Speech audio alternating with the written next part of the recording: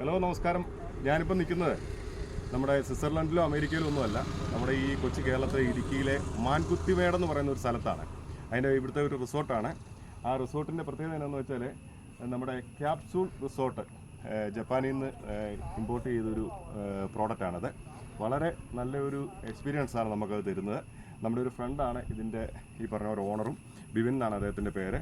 അതുകൊണ്ട് ഞാൻ വന്ന് ജസ്റ്റ് പണിതുകൊണ്ടിരുന്നപ്പോൾ ഞാനൊന്ന് വന്നിരുന്നതായിരുന്നു. പക്ഷേ ഇപ്പോൾ അതിന് പണി കഴിഞ്ഞപ്പോൾ ഒന്ന് കാണാൻ വേണ്ടി വന്നതാണ്.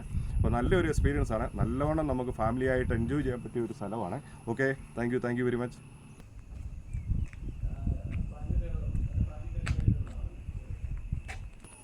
സാറിന് കൺഫർമേഷൻ വരും.